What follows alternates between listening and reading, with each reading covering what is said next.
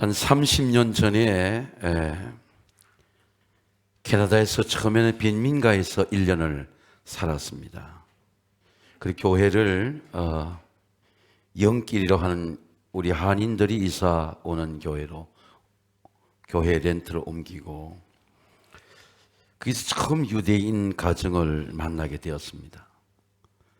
캐나다에 가면 베데스다라고 자비라는 뜻이죠. 유대인들이 개발한 거리가 있습니다. 베데스다는 남과 북으로 쭉 길이 끝까지 놓여 있는 곳에 유대인들이 개척한 교회의 회당들이 쭉 있습니다.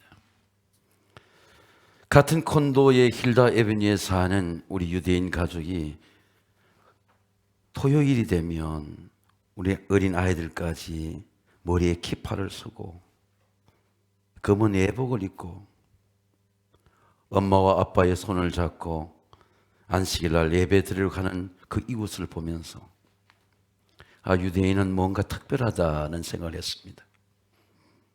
그리고 성지 순례를 갔을 때에 저 통곡의 벽 앞에 그날은 안식일이었는데 안식일 날 회당에서 온 가족이 예배를 드리고 안식일 오후에 이 통곡의 벽 앞에 가서 아버지들의 손을 도 기도하고 유대인들은 자녀들이 7, 8명 많습니다. 제가 그날의 한 가족은 보니까 제일 막내가 이 말씀의 보면대 앞에 서고 아버지가 앉아 계시고 형들이 쭉 앞에 앉아 계세요. 모세 오경의 토라를 선창하고 이렇게 교창을 하는데 제일 막내가 앞에 나와서 선창을 하는 것입니다.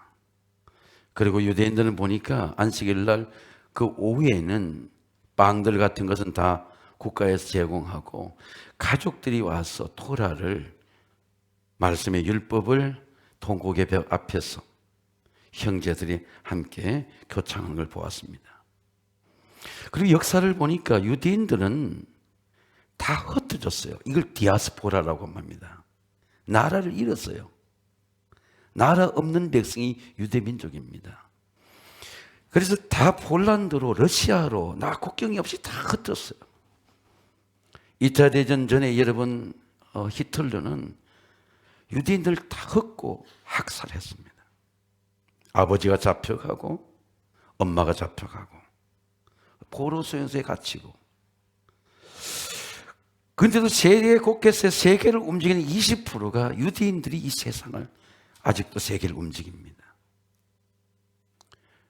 그리고 그들이 원하는 팔레스타인 땅에 2차 대전 이후에 40년대 이스라엘인 나라를 세웁니다. 전 아랍의 핍박 속에서도 유대민족은 그들의 신앙과 자유와 나라를 지켜나갑니다. 유대인들이 이렇게 환난과 역경 속에서 흩어진 백성 속에도 유대인의 신앙과 믿음을 지켜주는 가정이에요. 가정은 절대 무너지지 않습니다. 하나님이 환난 중에도 우리 가정을 지켜주고 인도해 주시는 것은 우리 가정을 지키는 신앙입니다. 말씀입니다. 말씀의 토라입니다. 이는 너희의 곧 하나님 여호와께서 너희에게 가르치라고 명령한 명령과 규례와 법도라. 너희가 건너가서 차지할 땅에서 행할 것이니 곧 너와 내 아들과 내 손자들이 평생에 내 하나님 여호와를 경외하며 내가 너에게 명한 모든 규례와 명령을 지키기 위한 것이며 내 나라를 장구하기 위한 것이라. 여호와를 경외하는 말씀입니다. 이스라엘아 듣고 삼가 행하라. 여러분 한번 따라하겠습니다. 이스라엘아 듣고 그것을 삼가 행하라. 들으라는 말씀입니다. 말씀의 경외입니다. 오늘 시편 128편은 우리 가정의 모델이 되고 우리 가정을 지켜주시는 하나님의 말씀의 토라입니다. 여호와를 경외하며 그의 길을 걷는 자마다 복이 있도다. 경외라고 하는 본질이 무엇입니까? 이스라엘아 들으라. 여러분 한번 따라하겠습니다. 이스라엘아 들으라. 하나님의 말씀을 듣는 것이 경외예요. 말씀을 듣는 것이 경외입니다. 너는 마음을 다하고 뜻을 다해 내 하나님 여호와를 사랑해라. 쉐마라고 하는 히브리 언어를 보세요. 여러분, 쉐마라고 하는 말씀을 듣는 거예요. 말씀을 그대로 낭독하는 겁니다. 유대인들은 어떻게 이 말씀을 들려주나 할 것 같으면 아침과 저녁으로 들려줬어요. 하루에 아침과 저녁으로 2번씩 말씀을 암송합니다. 오늘 내가 내게 명한 이 말씀을 너는 마음에 새기고 내 자녀에게 부지런히 가르치며 집에 앉았을 때든지 그리고 길을 갈 때든지 누워 있을 때든지 일어날 때든지 이 말씀을 강론할 것이며. 오늘 일부 예배 또 2층에 우리 아이들이 막 태어나서 아직 돌 지난 아이들이 나왔거든요. 유대 탈무드에 의하면 유대인이 태어날 때부터 가장 먼저 배우는 말이 토라예요. 근데 우리 아이들이 말을 어떻게 합니까? 부모의 말을 들으니까 말을 하는 거거든요. 귀에 들리지 않은 말을 못해요. 외국에서 제가 이래 보니까 요새는 한국 부모들이 집에서 영어를 못하게 해요. 왜? 아이들이 한국말 하게 되는 거예요. 하루 종일 영어만 듣는 거예요.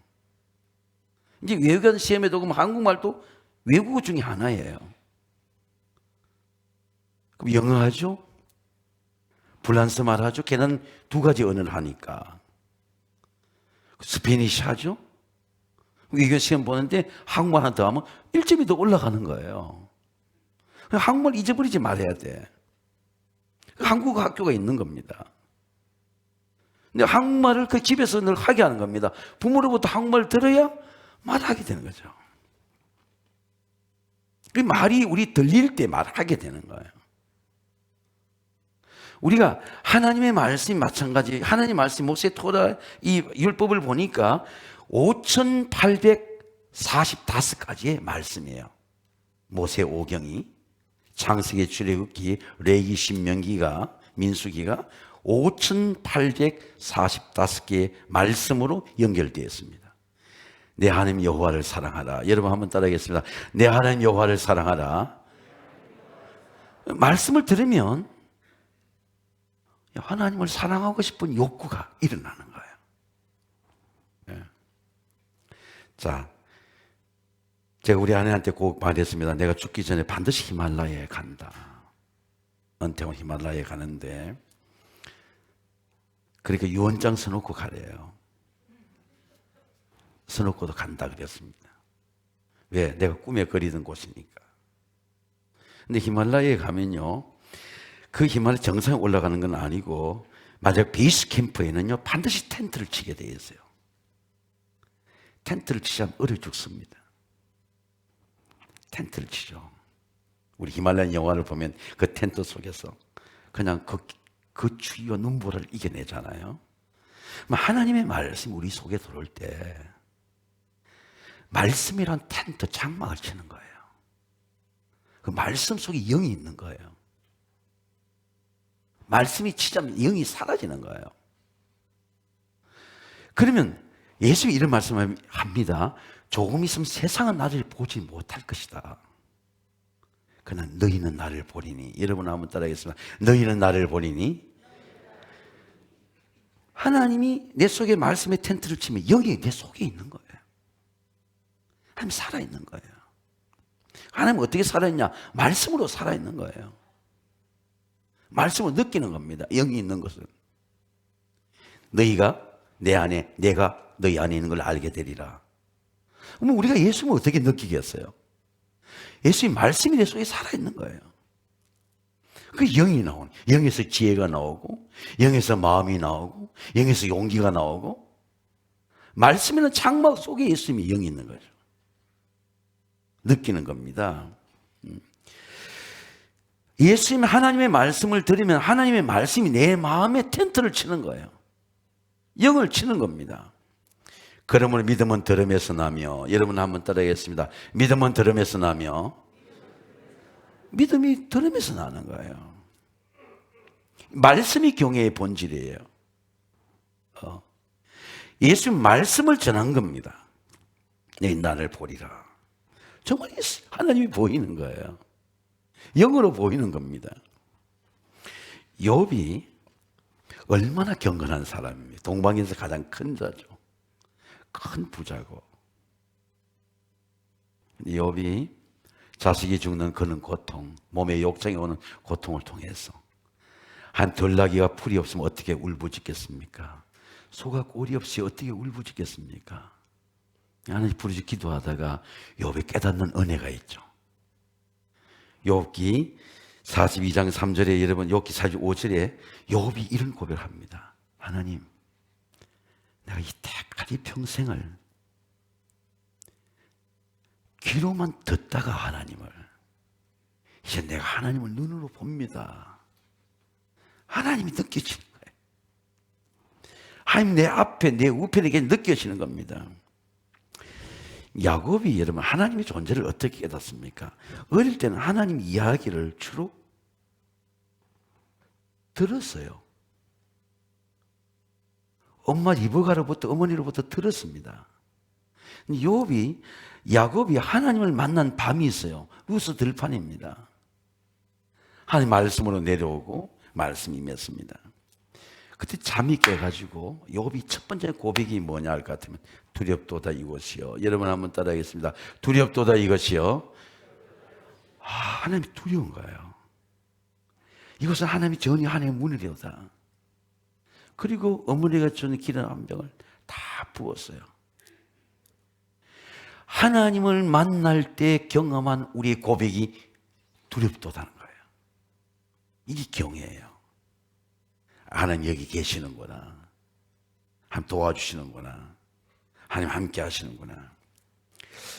여러분 성전이 왜 두려운 곳일까요? 성전이 왜 두려운 곳일까요? 성경이 이렇게 말씀합니다. 내가 그들 중에 거할 성소를 그들이 나를 위해 짓고 물은 내가 내게 보이는 모양대로 성막을 짓고 기구들 그 모양을 따라 지을지니라.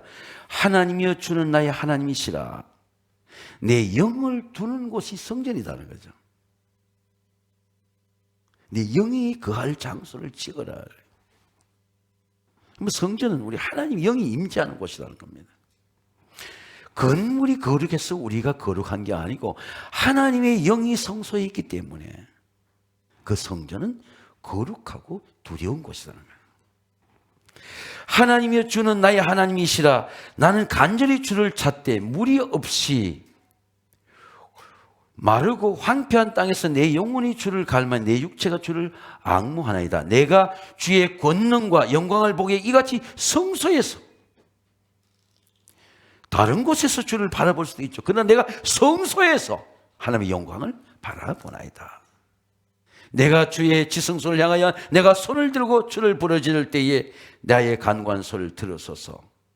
이러면 하나님을 경외하는 것, 하나님의 성소를 향하는 것이 예배의 길이에요. 예배가 길입니다. 자, 이런 얘기예요. 보세요. 아브라함과 이삭이 집에서 나올 때 모리아산에 올라가는 그 길이 예배예요. 그 예배로 가는 길이 없이는 모리아산에 갈 수가 없죠.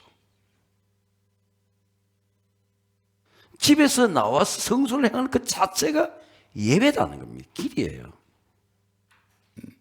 순종이 없이는 갈 수가 없죠. 하나님 이렇게 말씀하십니다. 여호와께서 이르시되 내 아들 내 사는 독자 이삭을 데리고 모리아 땅으로 가서 내게 일러준 한 산 거기서 그를 번제로 드리라.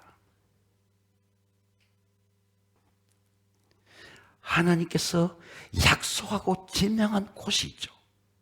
모리아입니다. 그 모리아 올라가서 드린 예배가 아니고 모리아로 가는 길 자체가 예배예요. 예배입니다. 여러분 예배는 두 가지의 만남이 있어요. 하나는 하나님의 행하심입니다. 예배가 없이는 하나님의 행하심을 경험할 수가 없어요. 자, 예를 들면 이런 겁니다. 모리아산에 올랐을 때 어린 양이 수풀에 걸린 거. 이 하나님의 행하심이죠. 이 하나님이 행하시는구나. 쇠양의 수풀에 걸린 거. 사람이 할 수 있는 일이 아니고 하나님의 행하심입니다. 이 여호와 이래죠. 하나님의 행하심을 예배가 없이는 경험할 수가 없죠. 예배의 순종이 없이는 하나님이 행하시는 능력과 은혜와 역사와 은혜와 공급을 경험할 수 없죠. 하나님이 행하심을 경험하는 겁니다. 자, 갈보리 십자가의 능력 우리가 어떻게 경험해요?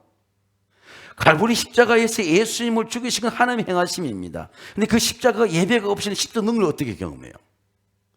십자가의 도가 세상 사람 미련한 것이지만 구원을 받은 우리에게는 하나님의 능력이라. 여러분, 오늘 또 십자가의 보혈이 여러분의 능력이 되시기를 주의 이름으로 축원합니다. 우리 어떻게 능력이 돼요? 예배 없이 어떻게 능력이 돼요? 예배 없이 어떻게 치유가 돼요? 어떻게 십자가의 도가 능력이 돼요? 우리 속에. 하나님이 행하시면 어떻게 깨달아져요? 아, 십자가에서 하나님의 아들을 죽임으로써 나를 구원하셨구나. 사랑이 어떻게 깨달아져요? 지식으로 깨달아져요? 여러분 성경 공부로 깨달으십니까? 하나님이 행하심이죠. 하나님의 행하심입니다. 예배는 이 하나님의 행하심에 대한 응답이에요. 예배는 매우 자연스러운 겁니다. 예배는 행위가 아니에요. 하나님 은혜의 응답이에요. 예배는 매우 자연스러운 거예요. 주일마다 예배는. 예배는 거룩한 습관이에요. 하나님의 은혜에 대한 응답입니다. 여러분 예배 때마다 하나님의 응답이 되시기를 주의 이름으로 축원합니다. 그러면 하나님의 행하심을 경험하는 거예요. 하나님 내 몸에 행하시는 거예요. 내 암을 치유하는 거예요. 내 우둔함을 지혜롭게 하는 거죠. 우리가 아직 죄인 되었을 때 그리스도께서 우리를 죽으시면 하나님께 대한 우리의 자기의 삶을 확증하셨느냐. 그리스도의 죽음은 하나님의 행함이죠. 그런즉 이 일에 대해서 우리가 무슨 말을 하리요? 만일 하나님이 우리를 위하시면 누가 우리를 대적하리요? 여러분 한번 따라하겠습니다. 누가 우리를 대적하리요? 이런 믿음이 들어와야지.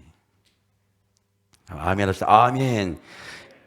세상 사람은 똑같이 별로 차이가 없어. 물질에 대한 것도, 가난에 대한 것도, 질병에 대한 것도, 전염병에 대한 것도 세상 사람들 구별이 없어요. 직장에서도 구별이 없어. 하나님이 우리를 위하시면 누가 우리를 대적하리요? 하나님의 아들을 주신 이가 이 모든 것을 주시지 않겠나? 건강을 주시지 않겠느냐? 부여를 주시지 않겠느냐? 지혜를 주시지 않겠느냐? 이 담대한 용기와 능력을 누가 줘요? 십자가의 행하심을 경험하지 않는 사람은요, 그런 용기가 들어오지 않아. 초라해. 빈곤해. 가난해도 이 용기를 받는 사람은 가난해도 담대합니다. 용기가 있어요. 총명합니다. 부유합니다. 미래에 대한 확신이 있어요. 누가 우리를 대적하리요? 누가 우리를 대적하리요? 두렵도다 이것이요. 예배는 하나님에 대한 응답입니다. 예배는 하나님께 나가는 경외의 길이에요. 주께 힘을 얻고 그 마음에 시온이 데려가 있는 자는 복이 있나이다. 여러분, 예수 그리스도를 믿다가 직장에 핍박을 당하면요, 한 더 놀라운 길을 열었어요. 아멘 합시다. 아멘. 그런 신앙을 가져라. 윗사람이 보면 저 사람은 건드릴 수 없는 사람이구나, 당당하구나, 부유하구나, 분명하구나 확신을 가져요. 그래야 이길 수가 있습니다. 저 사람 저렇게 시키는 가 부리고 종처럼 부려요. 노예처럼 부립니다. 우리 교인 중에 신방 가는 교인 중에 이런 분이 있습니다. 제가 식당에 신방 가는데 아주 직원 남편이 하나님 나라에 갔는데요, 교회 가는 걸 핍박했어요. 아주 아름다운 집사님이십니다. 교회라고 하는 것이 누가 가지 말라고 해서 못 갑니까? 얼마나 가고 싶겠어요. 그러니까요, 그 어려운 환난을 겪어도 얼굴에 아름다움이 넘쳐요. 음식이 얼마나 가보면요, 맛있게 하는지 모릅니다. 사람이 끊어지지 않아. 제가 바이러스 쪽에도 가면요, 기다려야 돼. 그래서 우리 직원들, 우리 교역자들 같이 갑니다.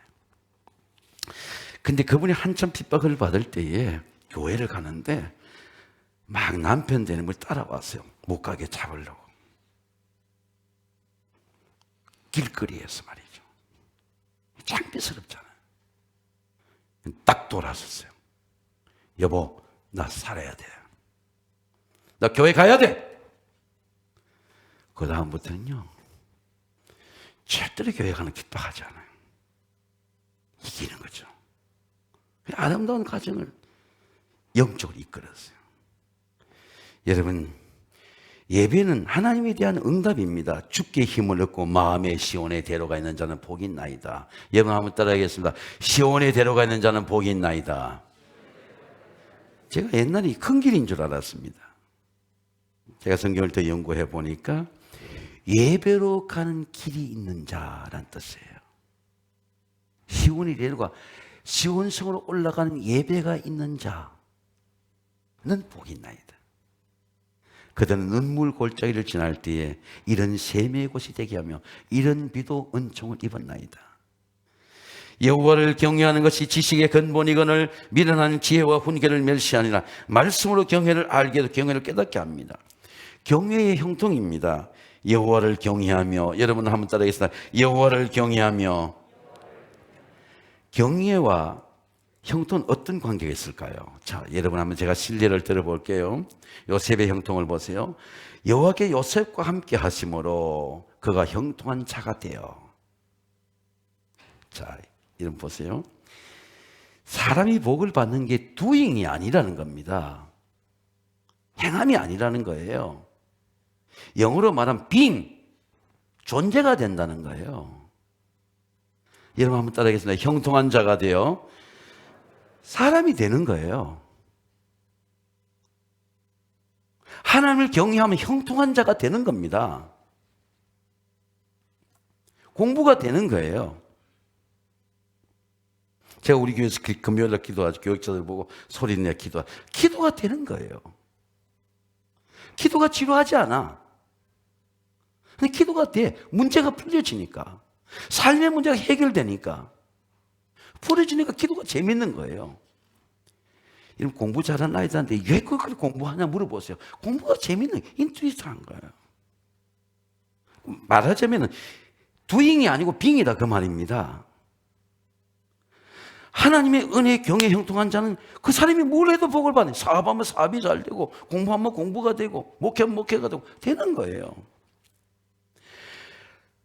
하나님의 은혜가 삶으로 나타나는 형통이다니.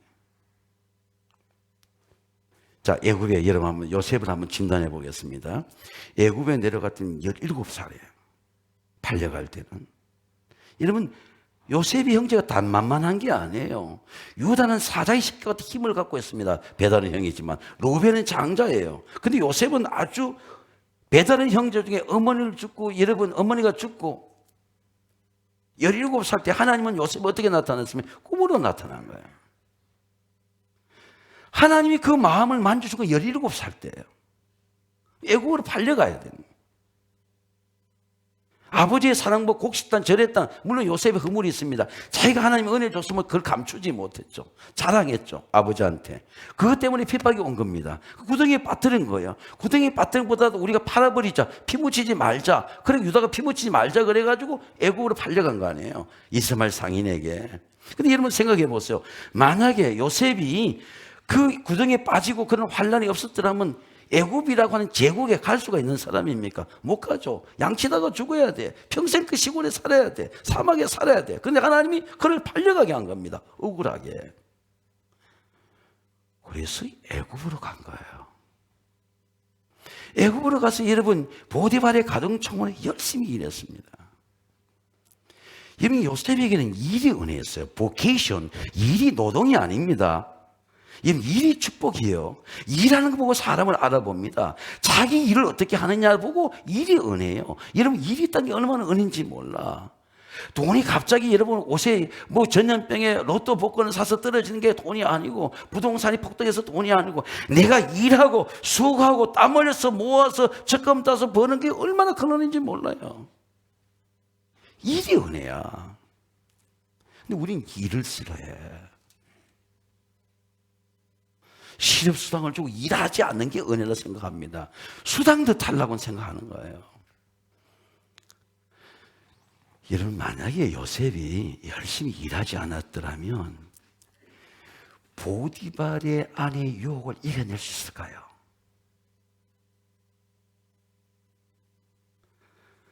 일학을 꿈꾸고 성공을 꿈꾸는 사람이었더라면 보디발 아내가 우리 동침하자 그럴 때 이러면 유혹을 이겨낼 수 있었겠습니까? 이 집에는 당신하고 나밖에 없고 하나님 앞에 내가 어떻게 죄를 지으리까? 여러분, 자기의 마음을 단단하게, 자기의 마음을 의로, 자기의 마음의 정체성을 아는, 자기의 존재를 아는 가치가 없다면 유혹에 넘어지죠. 마귀에 넘어집니다. 우리는요, 다른 사람의 말에도 넘어지는데, 이간한 말에도 넘어지는데, 왜 넘어지느냐? 내가 누구인지 몰라요. 사랑받는 자신이 없어. 자기 정체성이 대단히 중요해요. 난 하나님께 사랑받는 자다. 그게 단단한 사람이에요. 그 유혹을 이겨낸 거예요. 한 발짝만 떨어지면요, 낭떠러져요. 여러분 이미 이 자리에 앉아서 복 받은 사람이에요. 아멘. 추락해. 마귀가 주는 유혹에 추락해. 가진 복을 잘 지키는 것도 대단히 중요한 은혜입니다. 그게 뭐냐? 자기 정체성에 내가 누구인가? 난 이 가정의 가정 총무다. 그게 확실한 거예요. 그게 단단한 겁니다. 내가 정체성이. 난 하나님의 사랑받은 자녀다. 난 하나님께 죄를 지을 수 없다. 나는 정직해야 돼. 나는 진실해야 돼. 나는 나에게 맡겨주신 주인의 아내를 탐하면 안 돼. 집 나가버린 거예요. 들판에 있는 겁니다. 도로질 않아. 죄가 기회를 탈 역사가 없어. 만약 하나님께서 그 단단한 의의 마음을 주지 않았더라면, 만약 세상의 성공을 꿈꾸었더라면 요셉은 여지없이 추락했죠. 그렇게 충성했는데 여러분, 충성한다고 좋은 일만 생깁니까? 그 충성한 것 때문에 보디발의 아내 청에 거절한 것 때문에 감옥에 얼마나 억울합니까? 화병이 들 마음이야. 제가 요셉을 생각하면서 여러분 그런 생각했습니다. 하나님은 절대로 기회를 놓치지 않는 분이에요. 하나님은 절대로 억울하지 않게 하십니다. 여러분 교회 일할 때 절대 여러분 억울하지 않게 하세요. 하나님이 반드시 선으로 갚아 주실 줄로 믿습니다. 감사한 것밖에 없죠. 감옥 생활 2년에 그때 만난 사람이 술 맡은 관원장이에요. 여러분, 하나님이 술 맡은 관원장의 꿈을 해석하게 하고, 여러분 요셉이 부탁이 하나밖에 없습니다. 만약 당신이 뜻을 얻거든 포도나무 가지가 번성을 보고 당신은 반드시 추록할 것입니다. 만약에 하나님께서 당신을 추록하거든 히브리 소년인 나를, 억울하게 갖춘 나를 기억하게 해달라는 거죠. 제가 생각해보면 연애를, 인생을 살아보니까요, 이 기억이 대단히 중요해요. 메모리가. 사랑받는 사람은요, 선한 걸 기억합니다. 내가 아름다웠던 것들, 내가 아버지와 함께 걸었던 들판들, 내가 어머니와 함께 어머니가 내 밥상을 차려줬던 기억들, 우리 아이들이 뛰놀던 기억들, 빈민촌에 살았던 기억들, 선한 걸 기억해요. 이게 플러스의 사람들이에요. 근데 상처받고 병든 사람은요, 마이너스만 기억해요. 내가 매 맞은 기억들, 내가 천대받았던 기억들, 늘 그런 기억 속에 살아요.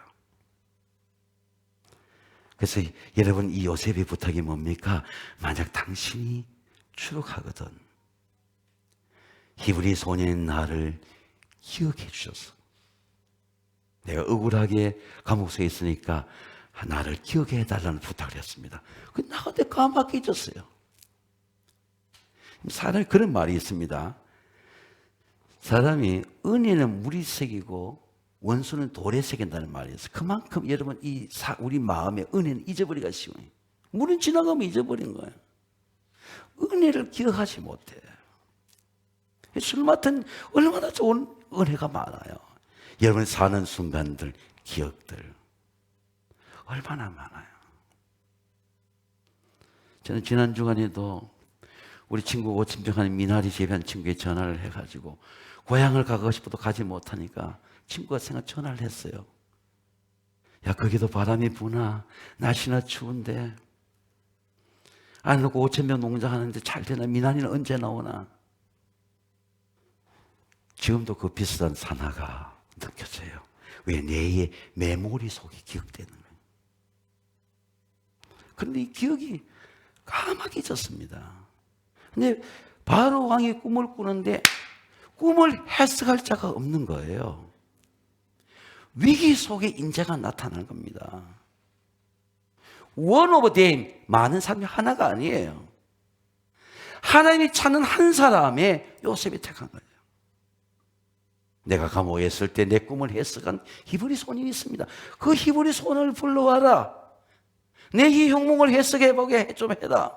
애굽의 술사들이 해석하지 못하고 여러분 세상의 흉년을 해석할 수 있어요. 저는요, 요셉을 생각할 때 남모르는 공부를 많이 했어요. 회계학을 공부했습니다. 그 시대를 분별했어요. 야, 대흉년의 시대가 온다. 꿈으로 해석한 게 아니야. 역사를 해석하는, 역사를 아는 겁니다. The Great Depression, 대공황이 오고 있구나. 대흉년이 오고 있구나. 꿈을 해석한 겁니다. 시대를 해석한 거예요. 역사를 해석한 겁니다. 경제의 흐름을 해석한 거예요. 대공황의 시대가 온다. 흉년을 예배해라. 요셉이 준 지혜예요. 누가 여러분 요셉을 지혜롭게 하겠습니까? 근데 그 하나님께서 지혜가 필요할 때, 여러분 30대에 그 지혜로 입지를 세울 때 하나님께서 성령의 감동 영감으로 지혜를 주신 거죠. 이 크리에이티브한 그런 인스피레이션 영감인 것입니다. 창조적 영감을 쓴 거죠. 그 창조적 영감으로 애굽의 총리가 되었어요. 총리가 되었습니다. 저는 이 요셉의 고백 중에 내가 하나님께 죄를 지으리까 하나님이 그 마음을 지켰어요. 요셉이 억울하게 감옥에 2년 동안 고통을 당할 때에 고통도 기회가 돼요. 시험도 기회입니다. 만약에 시험을 당하면 그 시험이 인생의 기회가 돼요. 여러분 만약에 질병의 고통을 제가 당해보니까 고통이 기회예요. 경건해지고 거룩해지고 진실해지고 삶의 패러다임이 바뀌어지고 여러분 어떤 시험도 여러분에게 하나님의 기회가 되시기를 주의 이름으로 축원합니다. 제가 우리 아이들을 불러놓고 이렇게 축복해 주는데 그 말씀을 준 가정이 있어요. 이제 애들이 공부가 필요하잖아요. 하나님을 사랑하는 자, 여러분 한번 따라하겠습니다. 하나님을 사랑하는 자, 그 뜻대로 부르심을 입은 자들에게는 모든 것이 협력하여 선을 이루느니라. 선을 이루는 거예요. 내가 공부 못한 것도 실패한 것도 선을 이루는 겁니다.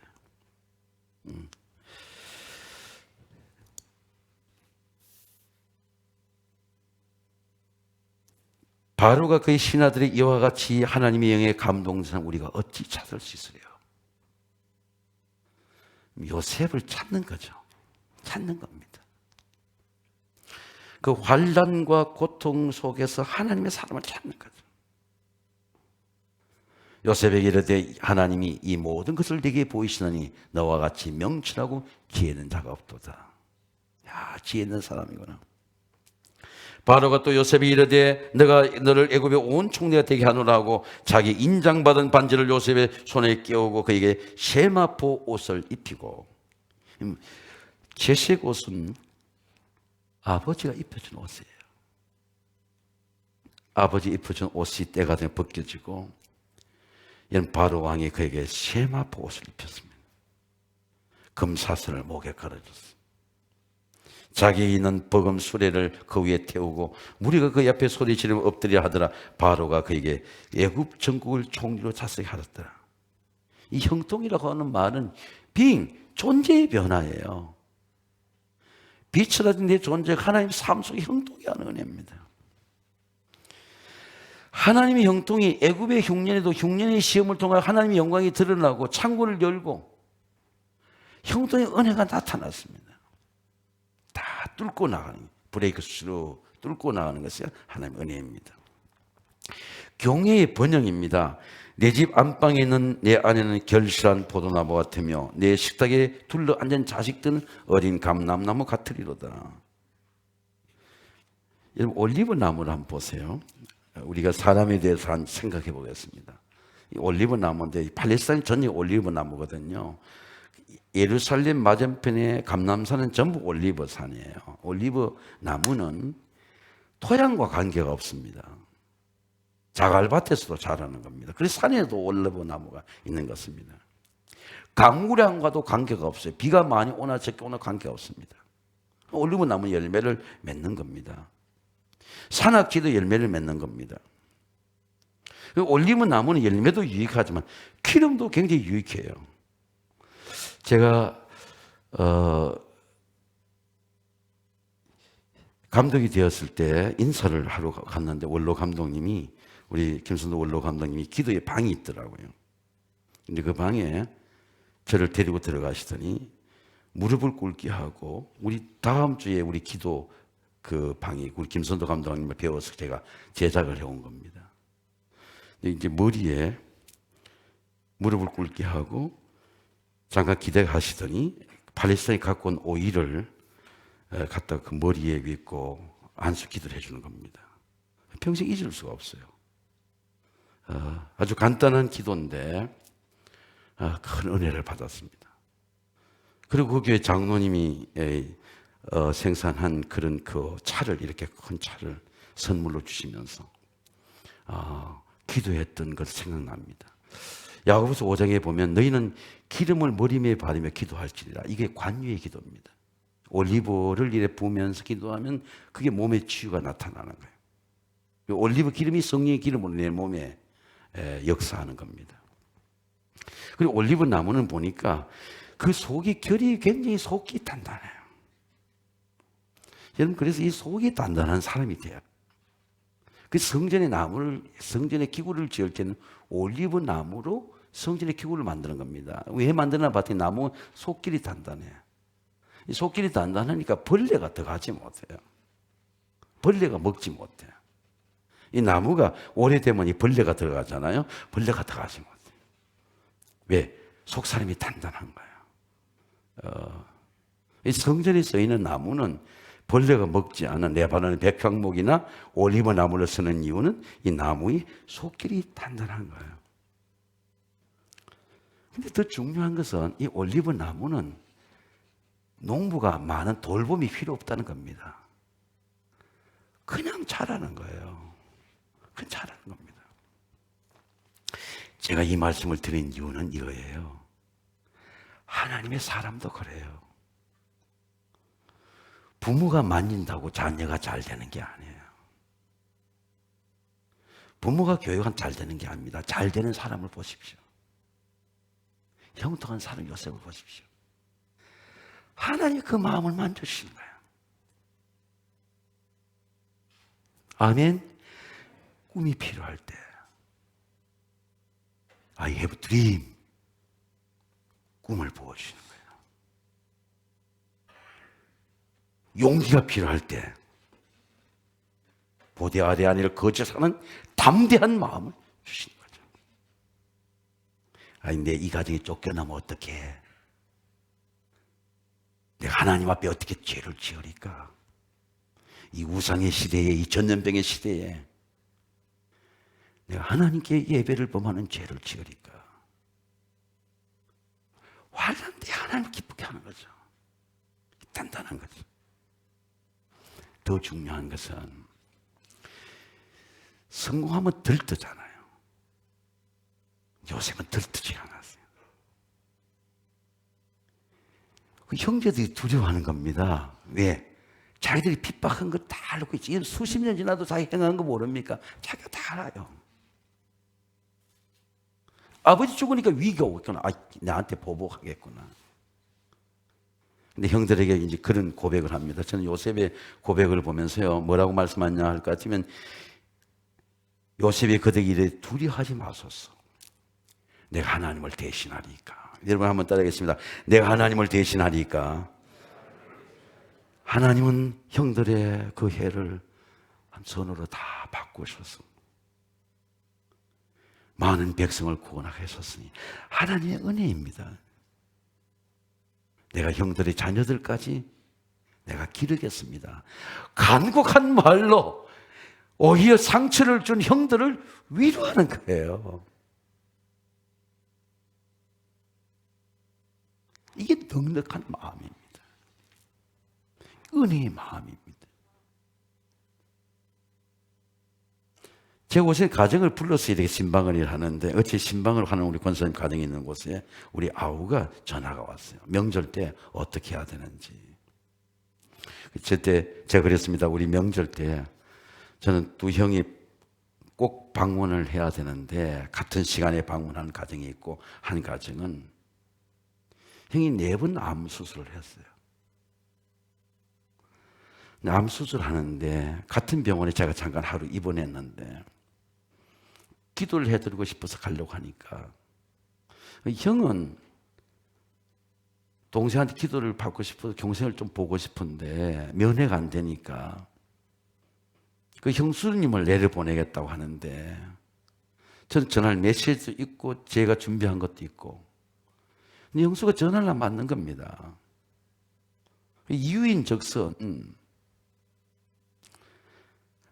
아니 동생 있는 목사가 바쁘고 교인들 돌보기도 바쁜데 그 자기들을 당신들 찾아보는 것이 아마 마음에 걸렸던 것 같아요. 그러니까 제가 준비하고 간 것을 만나지를 못하고 돌아왔어요. 나중에 보니까 그 암이 치유가 됐어. 이 명절 때 가고 싶은 욕구가 일어나는 겁니다. 내가 꼭 가서 형에게 축복 기도를 하리라. 그런 마음을 주시는 거예요. 여러분, 요셉에게 주신 마음의 형통이 여러분 물질의 번영입니까? 가정의 번영입니까? 은혜의 번영이에요. 은혜 받은 가정은, 하나님을 경외하는 가정은 이같이 복을 얻으리라.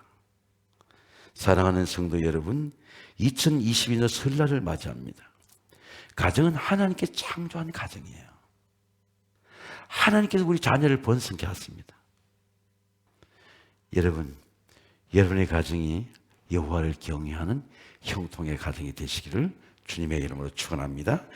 기도하겠습니다. 거룩하시고 존귀하신 아버지 하나님, 하나님께서 우리 모든 가정들을 영적으로 지켜주시고 번영하는 가정 되도록 도우시고 인도해 주셔서 하나님께 예배하고 하나님을 경외하고 하나님을 형통케 하는 가정으로 세워주시옵소서. 예수님의 이름으로 감사하며 기도하옵나이다. 아멘.